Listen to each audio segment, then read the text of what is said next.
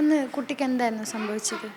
നമ്മൾ വിരലിൻ്റെ ഇത് കട്ട് ചെയ്യാൻ വേണ്ടിയിട്ടാണ് പോയത്. ഓല് ചെയ്തത് നാവിൻ്റെ അടിയിൽ എന്തോ കണ്ട് അങ്ങനെ ചെയ്തു എന്നാണ് പറഞ്ഞത്. അതിന് അവരെന്തെങ്കിലും കാരണം പറഞ്ഞിട്ടുണ്ടായിരുന്നോ? ഓല് പറഞ്ഞത് ഓള് കരഞ്ഞപ്പോൾ നാവിൻ്റെ അടിയിൽ എന്തോ കണ്ട് അങ്ങനെ ചെയ്തു എന്നാണ് പറഞ്ഞത്. അന്ന് തന്നെയാണോ അങ്ങനെ ഒരു വിശദീകരണം ഓപ്പറേഷൻ സർജറി ചെയ്ത് കൊണ്ടുവന്നപ്പോൾ തന്നെ അവരെ പറഞ്ഞു? അങ്ങനെ തന്നെ പറഞ്ഞത്, ചെയ്തപ്പോൾ അതാ പറഞ്ഞത്. ഇപ്പം നാവിന് എന്തെങ്കിലും പ്രശ്നം, സർജറിക്ക് ശേഷം എന്തെങ്കിലും പ്രശ്നം എന്തെങ്കിലും ഉണ്ടോ? ഇല്ല, സംസാരിക്കുന്നുണ്ട്, പക്ഷെ ചെറുതായിട്ടൊരു വേദന ഉണ്ട് വർത്തമാനം പറയുമ്പോൾ. അല്ലാതെ കുഴപ്പമൊന്നുമില്ല.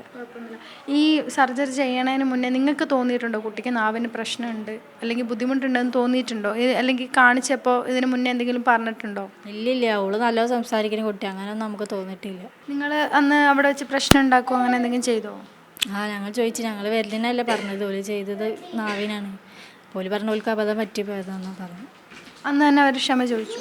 ഓല് എഴുതി ഒപ്പിട്ടെന്ന്, ഓൽക്ക് അബദ്ധം പറ്റിയാണ് ഡോക്ടർ എഴുതി ഒപ്പിട്ടെന്ന്. പക്ഷെ ഇപ്പോൾ ഡോക്ടർമാരുടെ സംഘടന പറയുന്നത് അവരിങ്ങനെ നിങ്ങളുടെ അടുത്ത് പറഞ്ഞിട്ടുണ്ടായിരുന്നു കുട്ടിയുടെ നാവിൻ്റെ അടിയിൽ ഇങ്ങനെ ഒരു കെട്ട് കണ്ടു, അത് ചെയ്തതാണെന്ന് നിങ്ങളെ ബോധിപ്പിച്ചിട്ടുണ്ടായിരുന്നു എന്നാണ് ഇപ്പോൾ സംഘടനകൾ പറയുന്നത്. ഓല് ചെയ്ത രക്ഷ പറയണത് നാവിനടിയിൽ കെട്ടുണ്ട് എന്നാണ്. ചെയ്യണ മുന്നേ നമ്മളെ സമ്മതം വാങ്ങണ്ട, അതോല് ചെയ്തിട്ടില്ല. അവർ മെഡിക്കൽ കോളേജിൽ നിന്ന് ഇവരുടെ ഡോക്ടർമാരല്ലാതെ വേറെ ആരെങ്കിലും ബന്ധപ്പെടുമോ അല്ലെങ്കിൽ ആരോഗ്യ സംഘടനകളിൽ നിന്ന് ബന്ധപ്പെടുമോ അങ്ങനെ എന്തെങ്കിലും ചെയ്തോ?